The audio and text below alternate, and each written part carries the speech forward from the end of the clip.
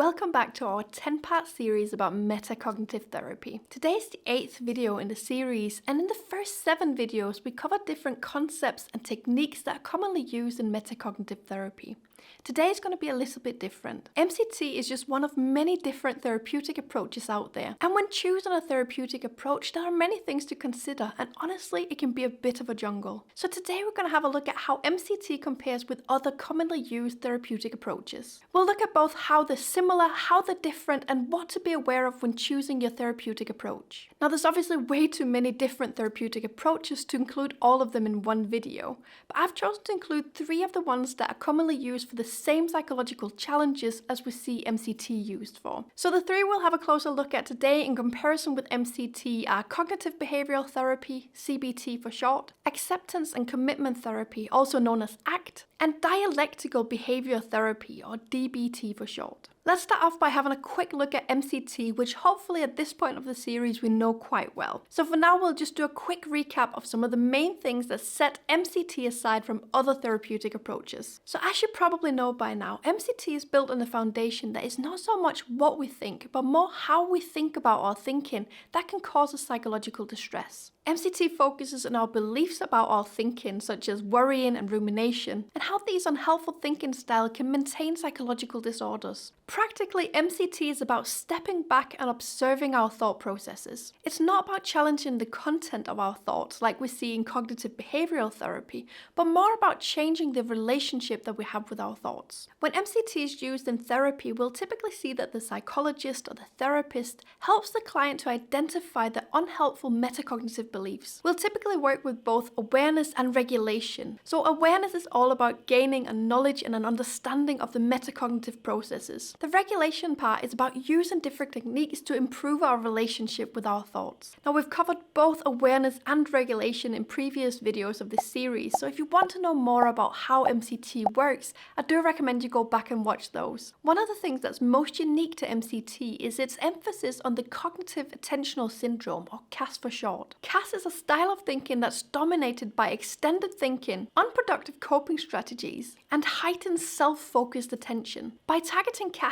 MCT works to break the cycle of negative thinking, which fuels anxiety and depression. MCT also stands out for its focused and time-limited nature. It's a structured approach, often requiring fewer sessions than other therapies, making it not only effective but also efficient for those seeking help. Let's try moving on to some other therapies to see how they compare. First, let's have a look at cognitive behavioral therapy. CBT is a highly effective treatment form for anxiety, depression, and a long line of other psychological disorders. CBT involves a combination of cognitive therapy and behavior therapy. Through cognitive therapy, you'll learn the basics of cognitive restructuring, which involves identifying the thoughts that are causing you distress. By learning to replace these negative thoughts with more realistic or positive ones, you can lessen your symptoms and improve your mental well-being. Meanwhile, through behavior therapy, you'll learn CBT methods to reduce problematic behaviors that are associated with your psychological challenges. Both MCT and CBT recognize the crucial role that our thoughts play in regulating our emotions and our behaviors.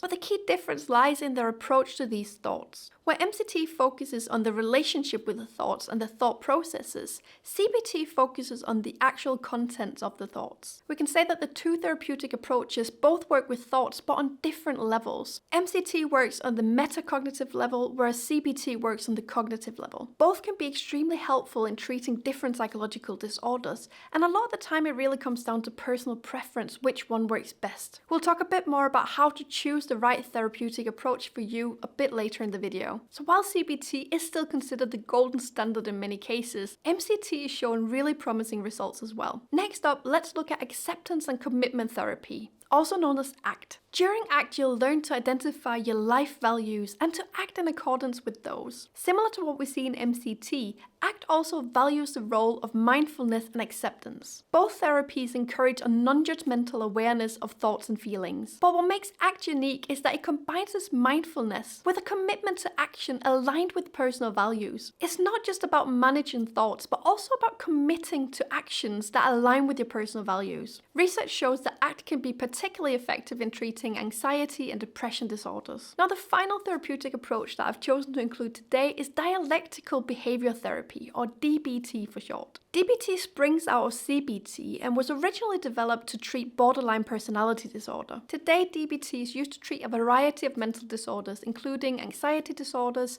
depressive disorders, and bipolar disorder. During DBT, you'll focus on accepting your psychological challenges while working to change your thoughts and behaviors. DBT teaches 4 powerful skills: mindfulness, distress tolerance, interpersonal effectiveness, and emotion regulation. So DBT shares with MCT the emphasis on mindfulness and learning helpful coping strategies to manage difficult thoughts and emotions. But what's unique about DBT is its focus on emotion regulation and interpersonal effectiveness. It integrates techniques for managing intense emotional responses and improving relationships, which is less central in MCT's approach. Now, this quick overview shows us that even though there are overlaps, each therapeutic approach have their unique strengths and focal points. There are many situations where MCT can be combined with other approaches to get a more effective treatment outcome. You will find some psychologists that exclusively practice one approach, but many psychologists, including myself, have a more flexible approach where we can draw on different approaches depending on the specific challenges and the individual person that we've got in therapy. Often a client may have multiple overlapping challenges and therefore they may benefit from an integrated approach. Let's imagine Sarah, a client struggling with anxiety. She finds benefits in MCT's focus on metacognitive beliefs, but she still struggles with her intense emotional reactions. This is where DBT techniques, especially those for emotion regulation, can provide a more comprehensive treatment approach. Another example is John, who's dealing with depression, while MCT helps him manage ruminative thinking. Incorporating aspects of ACT, like value-driven actions, supports him in finding motivation and purpose, enriching his treatment experience. So if you're someone who's looking to start therapy, it's really important to enter therapy with an open mindset. Getting the best results out of therapy involves active participation and communication. It's really important to be open about your experiences with your psychologist. What works for you and what doesn't work for you, what resonates with you and what just doesn't make sense to you. Your feedback is crucial for your psychologist to fine-tune their approach and help you the best possible. Also, it's really important to be patient with yourself and the progress that you're making. The goal is not just to treat your symptoms. If it was, that could be quickly done. The real goal is to gain a deeper understanding of yourself and to learn tools that will give you a long-lasting effect. I mostly work with short-term therapy, so often I'll only see a client 5 times. And my goal throughout those sessions is to get the client ready to manage without me. Now, we can't compare different therapeutic approaches without mentioning the Dodo Bird Verdict. The Dodo Bird Verdict stems back from the 1930s, where it was observed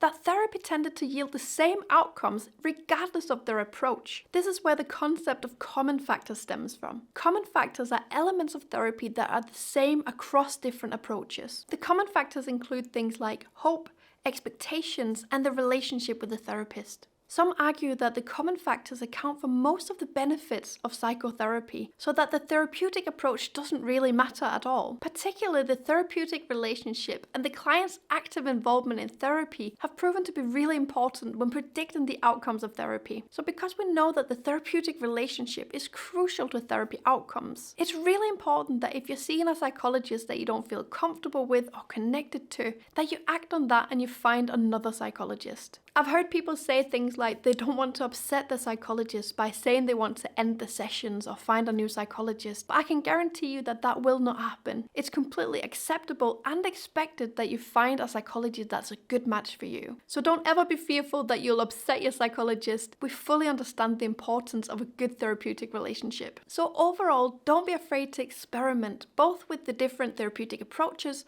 and also with particular therapists. Finding the right matches is a process of learning and exploration. The main thing is evaluating your experiences along the way and not being afraid to communicate them. There is no one size fits all, so it's all about finding out what resonates the best with you. Next week, we're continuing this series about MCT by looking at different disorders and psychological challenges that MCT can be particularly useful for. I upload new psychological insights, tips, and tools on this channel, all aimed at spreading mental health awareness and helping you improve your mental well-being. If you're not already, I'd love for you to subscribe so we can meet again. Thank you for watching this one. Take care and bye for now.